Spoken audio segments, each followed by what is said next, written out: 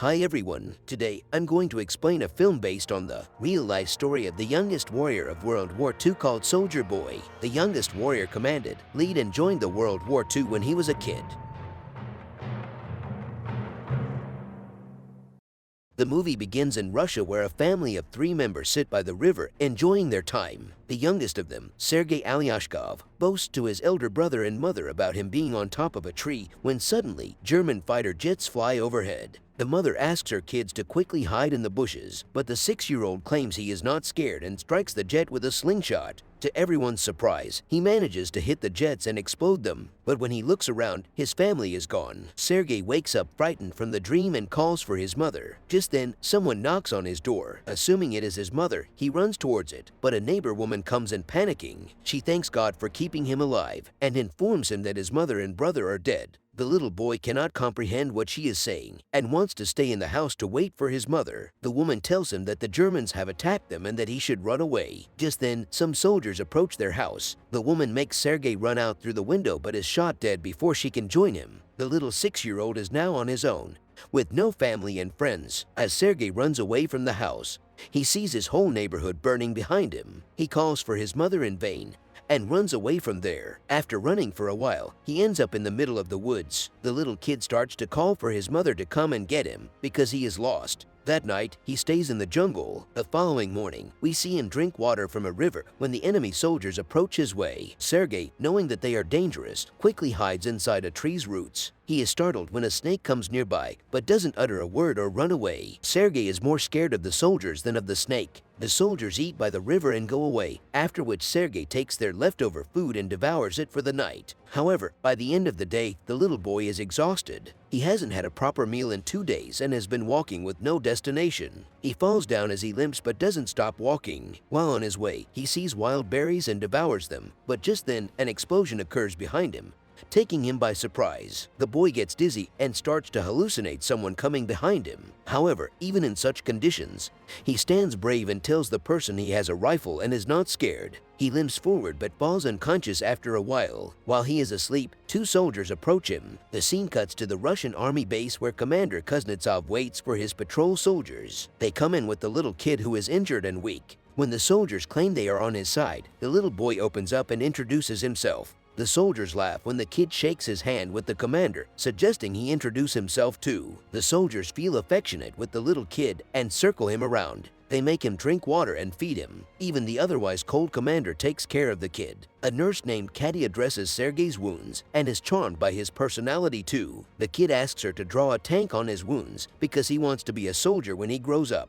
Even the injured soldiers talk to the kid and feel lighter. Sergei is fascinated with the commander's gun and his badge. The commander too answers all the little boy's questions and lets him play with his honorary pistol after taking the bullets out. Sergei shows him the tank drawn on his stomach and boasts about being a soldier himself. The boy is healing very quickly. The nurse Katia asks the commander to let the boy stay with the battalion, but he disagrees, claiming that it won't be safe. He wants to send Sergei to an orphanage. The soldiers spent all their free time with Sergei. He is visited by many throughout the day. They bring him food sent by their families from afar and even let him play with their binoculars. One day, a soldier goes to the commander to ask him to let the boy stay with the battalion. The soldiers have grown a close connection with the kid and think of him as their own. His presence takes the weight of war off their chest. However, the commander is adamant about sending the boy to the orphanage for his own safety. The following day, the enemies attack and many soldiers are hurt. A vehicle comes to fetch Sergei to take him to the orphanage. The commander breaks the news to the kid and gives him a wooden honorary pistol as a gift. The boy in turn hugs him, claiming that he is scared for the commander's safety. The commander melts in his embrace and changes his mind. He asks Sergei to stay with the soldiers as his son. That night, the soldiers look for little soldier clothes for the little boy. They are over the moon to have Sergei stay with them. The commander wakes Sergei up and gives him the clothes. He wears them and runs around, looking like a real soldier. The others start calling him their little soldier boy. As the kid runs around,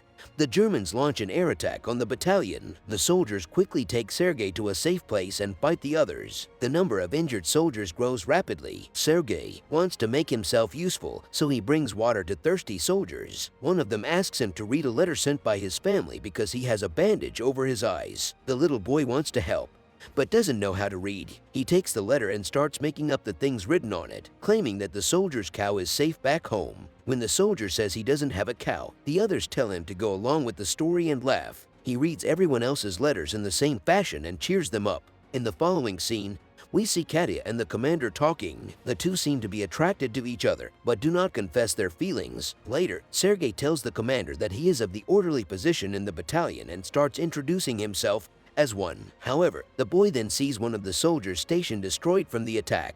The commander teaches him to take his hat off to pay respect to the dead soldier. The next day, he insists the commander give him a mission and is given a task to distribute the letters among the soldiers. He completes his task efficiently and even makes the soldiers dance for him. The following day, Sergei goes a little far from the base with his binoculars. As he is playing with it, he sees someone's leg moving from inside a haystack.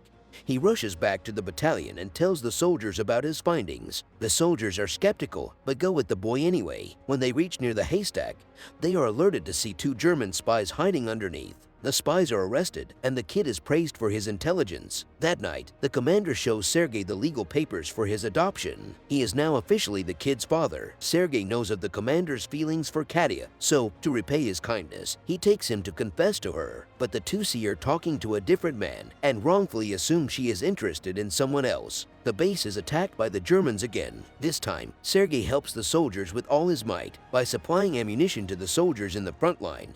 But the soldiers there command him to go back to the shed because it is too dangerous outside. When he comes to the shed, he sees the commander and others panicking because the phone's connection with the colonel is lost. A soldier is sent to fix the broken wires. Sergei follows the soldier and sees he has been fatally wounded. He asks the dying soldier how he can fix the wires and does it himself. The connection comes back and more troops are called. The 6-year-old saves everyone's life. Later, we see the commander and Katya talking by the river. The commander finally confesses his love for her and asks her to be Sergei's mother. Katya is over the moon, but before she can say anything, a soldier approaches them and gives the commander a letter saying they have been dispatched from the base. The following day, all the soldiers leave for their new base along with Sergei. However, on their way, they come across a minefield that blows off some of their vehicles. The commander is hurt while the group's orderly, who Sergei was close with, dies in the explosion. He cries and hugs the commander. They carry the injured ones with them and continue their journey to their new base. When they finally reach the other base, they meet the commander's leader, the general. He too is impressed by the kid's ambition and congratulates the commander for having such a smart kid.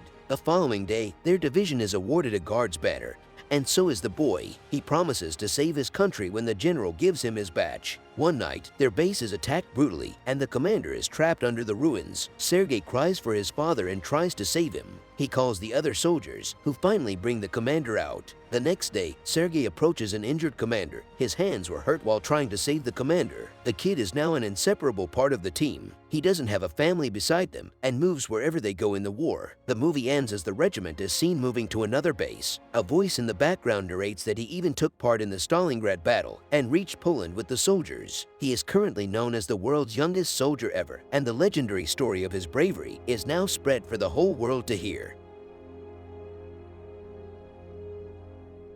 Subscribe for more videos like this, turn on notifications, and leave a like to help the channel out. Thank you for watching.